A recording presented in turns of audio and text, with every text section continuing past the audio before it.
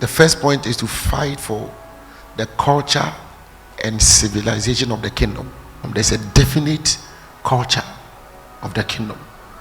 In the kingdom, we are not anyhow. Culture is defined as the way of life of a people.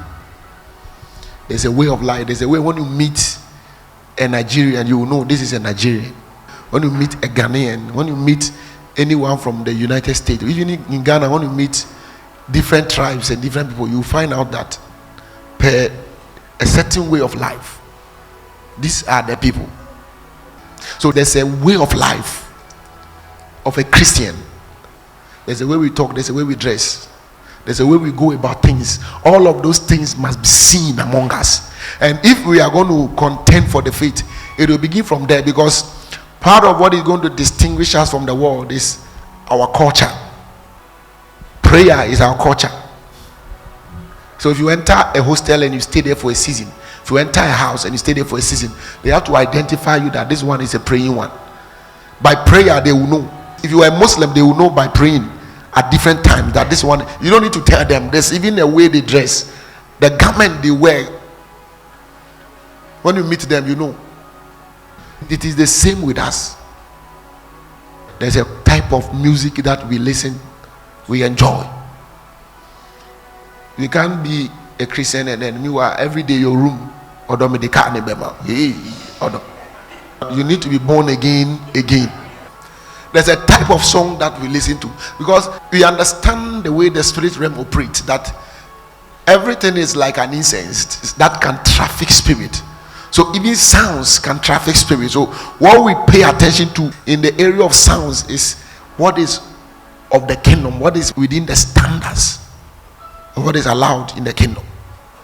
So our songs, our dressing, there's modesty. Modesty is a kingdom culture.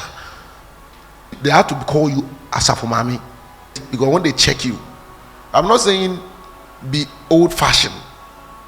Old-fashioned is not the same as modesty. You look good, you have to look good and presentable. We are men. We love nice things too as Christians. But in everything we do, there should be modesty that is attached to it. That means that you are not dressing to show your breast or to show your thighs or to show some things that are not supposed to be shown.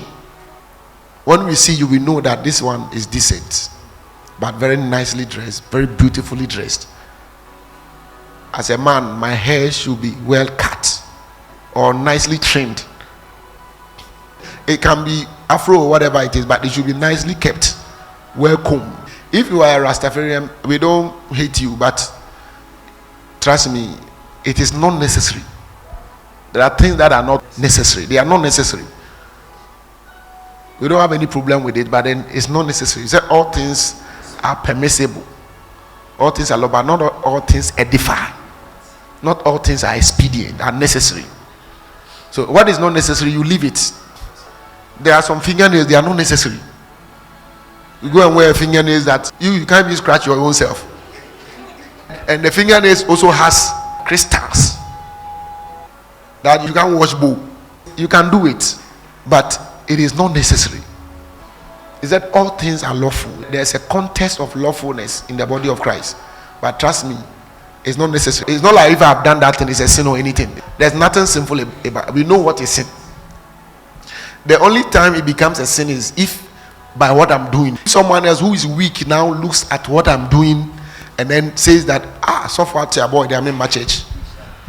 If the person says because of my haircut I'm not coming to church, then it becomes a sin. Sometimes it's not because the dressing itself is wrong, but the effect it has on the weaker brethren. He said all things are lawful for me, but all things are not expedient. All things are lawful for me, but all things edify not.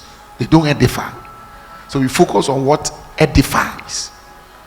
So we are not even looking at what is sin and what is not sin.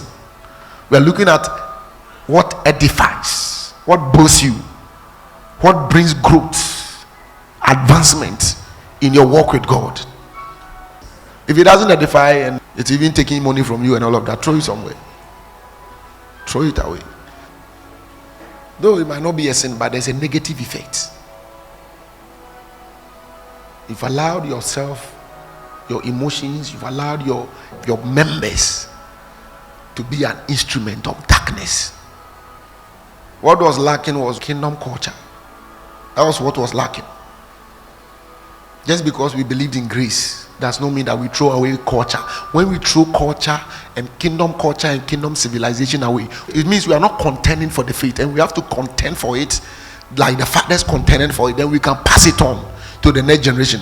It doesn't matter what happens in every generation. It shouldn't be that another generation comes that people are wearing panties to church. I mean, if you are new, a pant means a trouser, but in Ghana now, I am preaching.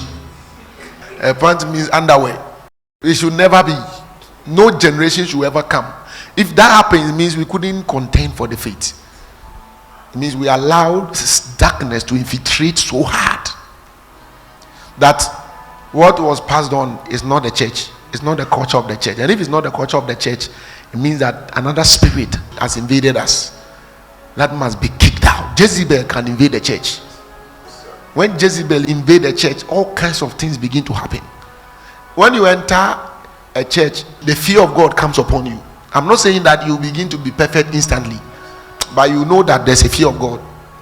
But if you enter a place and it's a free range, extensive system, there's an issue there. There's another spirit attempting to operate and regulate the affairs of that place. It can be a church, but it might not be a church of God.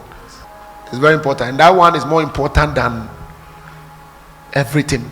It's more important than having 10,000 members, because if you have 10,000 members but the operating system is of darkness, it's worse. You carry them and bundle them to Hades.